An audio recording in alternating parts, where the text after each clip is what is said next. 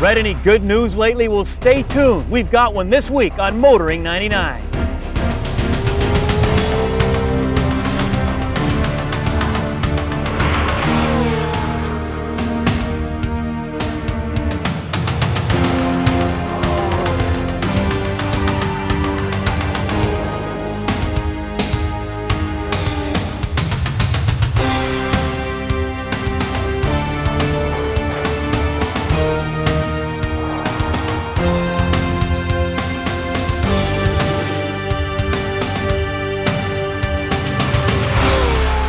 TSN's Motoring 99 is brought to you by Quaker State Motor Oils, formulated for the vehicles you drive and the way you drive them.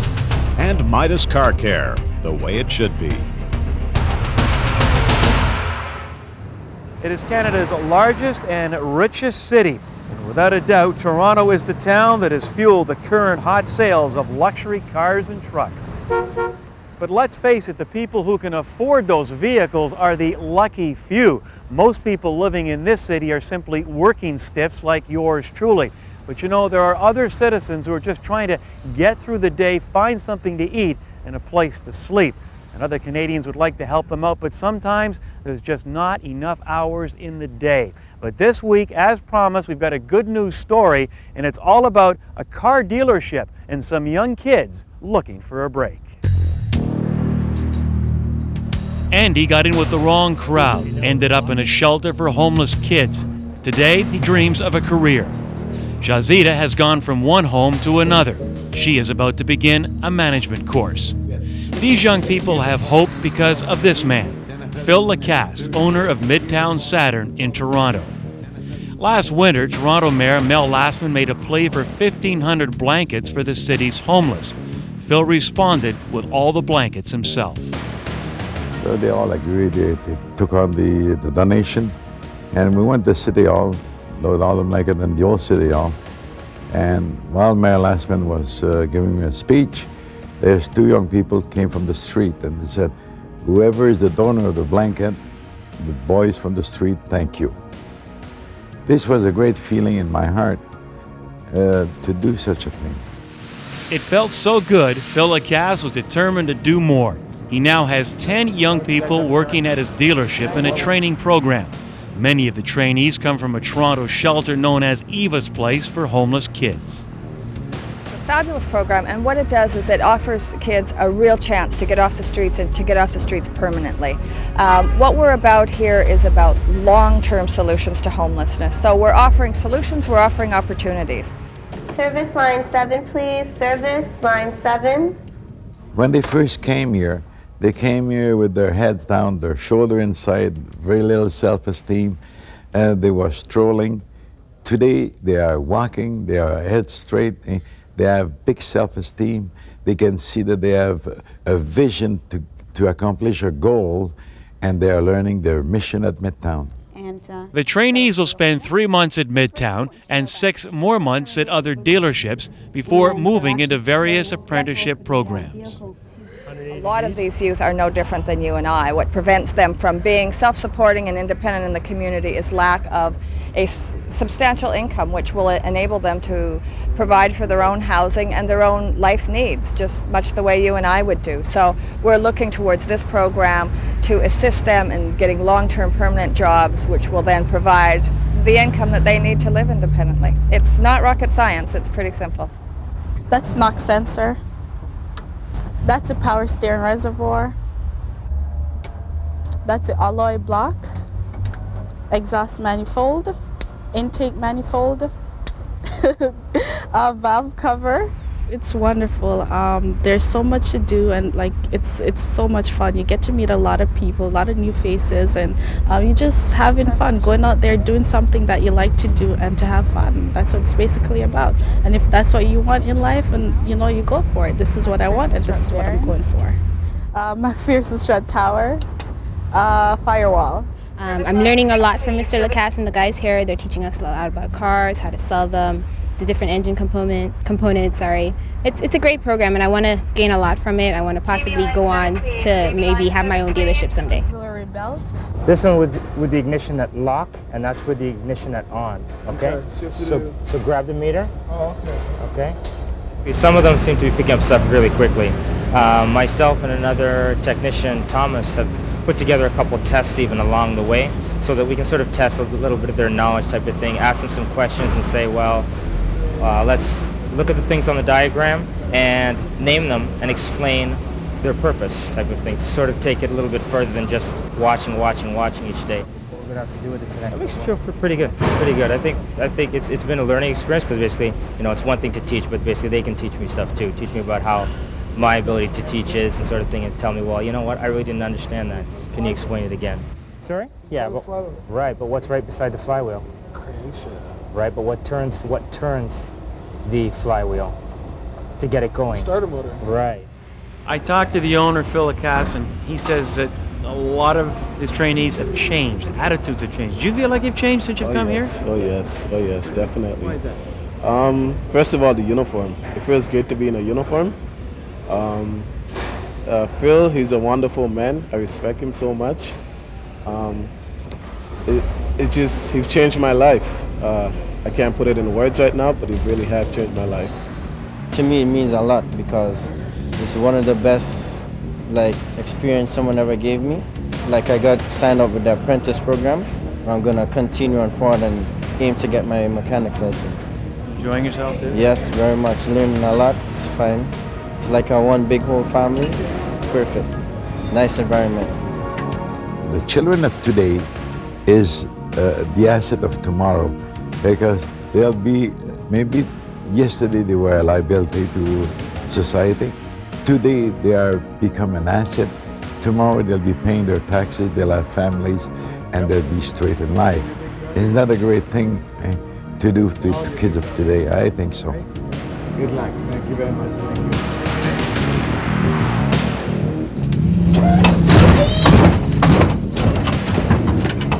Hey man, haven't you got anything better to do with your life? Nope.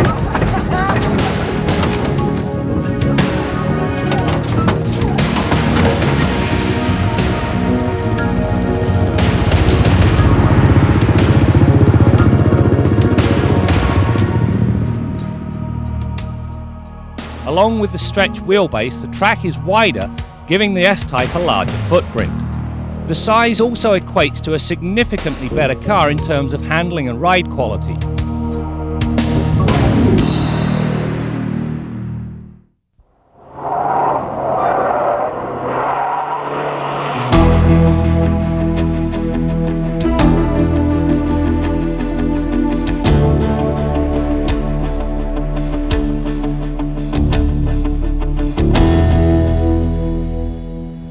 A lot has been made about the fact that this new S-Type shares its platform with the Lincoln LS.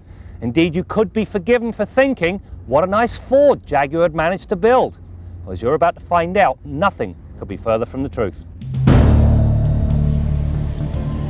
The S-Type is offered with two engines, a totally new 3-litre V6 that's derived from Ford's Duratec engine, and a derivative of the 4-litre V8 that powers the XJ saloons. Both engines are married to a new 5-speed automatic transmission. While there is some similarity between the engine in this Jag and the one in the Lincoln, it's very small because this thing is far more sophisticated, featuring variable valve timing, a 3-stage intake manifold, both of which combine to optimize efficiency. You also get 281 horsepower, 287 pounds-feet of torque, and a 0 to 100k time of about 7 seconds. The only letdown with the powertrain is in the transmission. The ratios are oddly spaced, and so there's a large step between 3rd and 4th gears. Now, under normal circumstances, you don't notice it. However, on a long climb, the box hunts between the two noticeably. You know, while many are billing this as the baby Jag, it is in fact larger than the XJ Saloon. There's more trunk room, a longer wheelbase which gives you more leg room, but more importantly there's 2 inches more headroom. As a result, it's the first and only Jag I can sit in without having to lounge, and that's great news for anybody that's 6 foot plus. The size also equates to a significantly better car in terms of handling and ride quality. Along with the stretched wheelbase, the track is wider, giving the S-Type a larger footprint.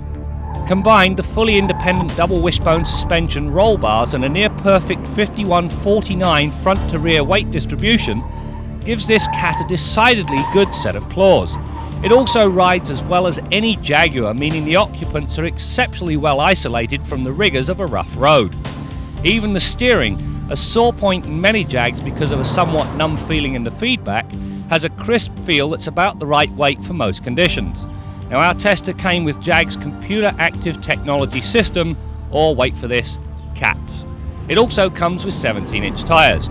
The system adds to the overall handling and available grip without affecting the ride. That said, I'm not sure it's worth the extra $1,500. Inside, the S-Type's Jaguar S is there for all to see and, more importantly, enjoy. The leather-lined wood trim interior being as elegant as anything offered by any manufacturer. It's also sensibly thought through in the ergonomic department, and Jaguar has resisted the urge to create a cockpit for the driver. As a result, the instrument panel flows across the entire width of the car, with the center stack being easily reached and operated. You know, in many respects, it's this open plan layout that minimizes the claustrophobic feel that's becoming such a norm in many of today's contemporary cars. The brake system uses 4 large vented discs and the latest anti-lock system. Suffice it to say, the system is highly proficient at scrubbing off speed, without showing any signs of fade. The S-Type also comes with a sophisticated traction control system and a dynamic stability control package that keeps the whole lot in the straight and narrow. It's also remarkably unobtrusive. This new S-Type is a real city slicker. Not only is the style stunning, the electronic gadgetry, well, it's a true science. But neither of those two things make this car so special. It's an intangible that comes only when you got one of these on the hood.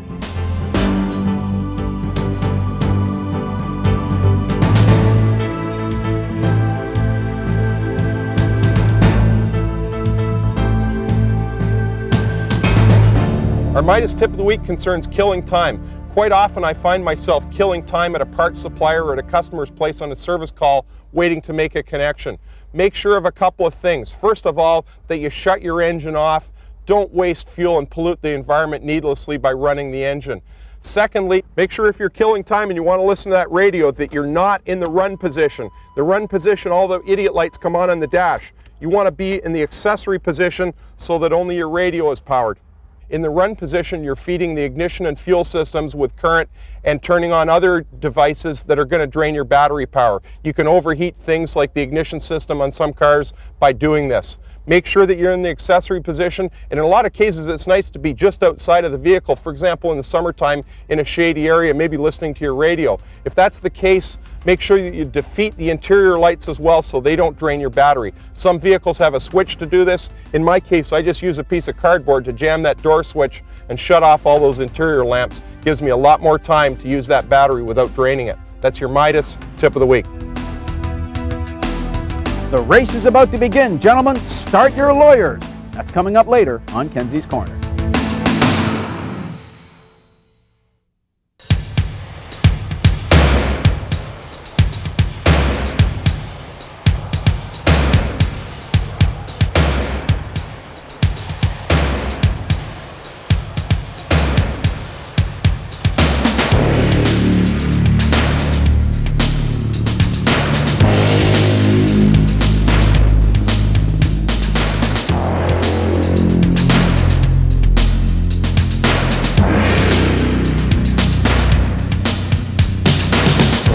This is our 7th year that we've put on our annual open house. Ultimate Customs hosts it. We have about 250 cars showing up today, and we charge $5 a head to get in here. All the money goes to Sick Kids Hospital.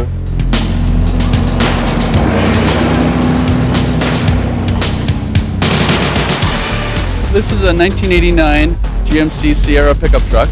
It was bought by my dad in 1990 and driven to work every day for 5 or 6 years until he decided to put it into a shop and completely customize it. It's got a 4-inch drop in the front, 6.5 inches in the back. Everything operates on solenoids, custom interior. Unfortunately, my dad worked on it for almost 2 years with Ultimate Customs in Ajax, but he passed away just before it was finished. And we had it finished for him, and we try to show it a couple of times each year.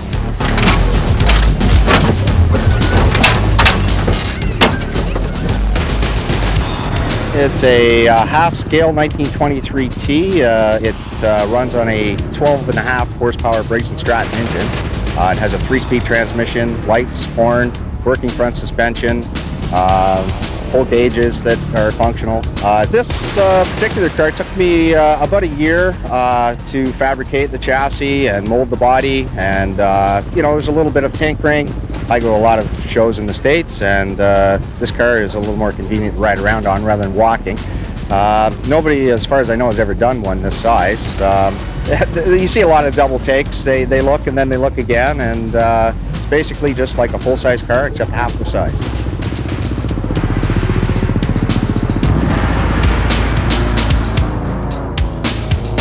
We're back at the Midtown Saturn Saab Isuzu dealership in Toronto, and earlier we met some of the trainees, some who have literally come off the street to take part in this program at the dealership. And you wonder, is it successful? Can it be successful? Well, all I can tell you is that we've been here most of the day and we have seen a lot of smiling faces, and that has to mean something. All right, now let's join another smiling face, and of course that's Bill Gardner. Bill? Brad, I'll tell you, one area those students are going to have to understand quite well is emission control devices. These things have been around for a long time, but they were kind of taken lightly. Now they're coming more and more into focus as more provinces move towards a mandatory emission control testing program. Ontario is the latest, and in Southern Ontario, if you want to renew your license sticker, you have to pass the emission test. Now, this car failed the test. Basically, what the test involves is they look at the emission control devices originally installed on the car, make sure that they're intact and seem to be functional. They can't have been tampered with, modified, or removed. After that, they look at the gas cap to make sure it seals properly and doesn't release raw gasoline vapors into the air. Then they go to the tailpipe and measure hydrocarbons, carbon monoxide, and oxides of nitrogen, basically to find out if those emission control devices did what they were supposed to do. If they work properly, the tailpipe emissions are going to pass the test. Now, in this car, it failed in two critical areas. It was 1 part per million over on the hydrocarbons. That's pretty close to passing, so it shouldn't take too much tweaking to get the car in line on that one area. But on oxides of nitrogen, this car emitted more than double the allowable limit, and that's because of a malfunction in one critical component of the emission control system, and we're going to show you that right now. Now, the reason this car emitted more than double the allowable limit of oxides of nitrogen is because we've got a major problem with the EGR. Now, EGR stands for exhaust gas recirculation, and this EGR valve comes off this engine pretty easily. I took the 2 bolts out, it comes off rather easily. Now, this one is opening when it should. There's vacuum applied to this port when the throttle is open and the engine's up to temperature, and that opens this valve in this fashion. Now, what the EGR valve does is it takes exhaust gases that are exposed to that port right down there and exposed to this port of the valve here, and it allows them to flow through the valve when the valve's open and go back into our intake system and burn in the combustion chamber. Now, by doing so, that lowers the exhaust emissions in the area of oxides of nitrogen considerably. And on this particular car, a major problem is that this valve over the years has become plugged with carbon, so that even though it opens when it should and to the amount that it should, no flow can take place because it's blocked completely. Now, the EGR valve sits on the intake manifold right here, and this port here is connected to our exhaust system, and you can see that it's nice and open. I can stick this pick right down inside. As a matter of fact, if we started the engine, exhaust gas would come blasting out of there. Now, this exhaust gas is rich in fuel vapor, so there is an advantage to be had by reintroducing it into the combustion event and taking advantage of all that energy that's still in it. And it also cleans up the tailpipe emissions by doing so. But part of that exhaust stream also has carbon in it. You can see it on the pick there. And over here, this port should be just as free and open as this one, and it's completely blocked with carbon. So we've got to get our pick going and dig out all this carbon. You can see how soft it is, and it comes out pretty easily.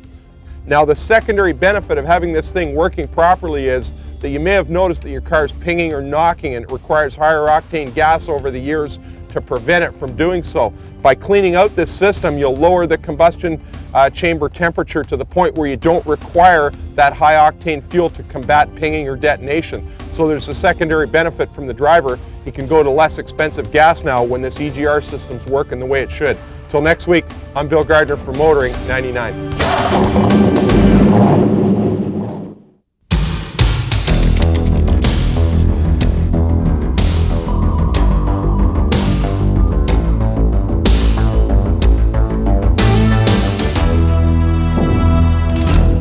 You know, the races to see who wins the various sales championships in the car business are getting almost as weird as the real races on the racetrack. You can't tell who's won until the protests have been filed, the lawyers have been spoken to, the appeals have been considered, and the Supreme Court has ruled on the results.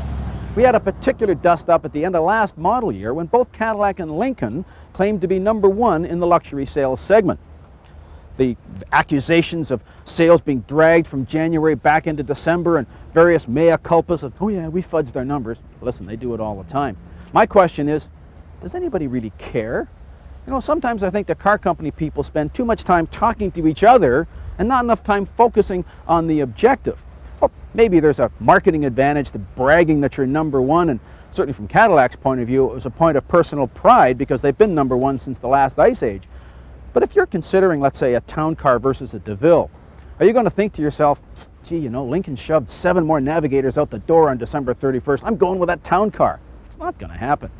Besides, in the luxury business particularly, you think exclusivity would be more of an advantage than crass commerciality and popularity. You know, I'm reminded of that character that Mike Myers, Austin Powers, baby, used to play on Saturday Night Live. Linda Richmond, the coffee talk lady. Kids, you can ask your parents. Well, she used to encourage her guests to talk amongst themselves. Well, I'm going to suggest to the car company salespeople, stop talking amongst yourselves. Use that energy to find out what your customers really want. I'm Jim Kenson. Before we go, we want to remind you about the Motoring webpage. We want to hear from you about stories and cars you've seen and things you would like to see on the program. We'll have a message board up and running soon, as we hope to make motoringtv.com your pit stop for all your automotive needs. And while on the web, check out the Autopilot software. It'll make downloading things like the Midas Tip and Test Drive that much easier. Well, that is it for this week, but you know we'll be back next week. We continue to bring you more stories about cars and the people who drive them. The unique feature of this car is it is land approved and is also boat approved. When you go in the water, you can disengage your tires and engage your propellers and just head out in the water. TSN's Motoring 99 has been brought to you by Quaker State Motor Oils, formulated for the vehicles you drive and the way you drive them. And Midas Car Care, the way it should be.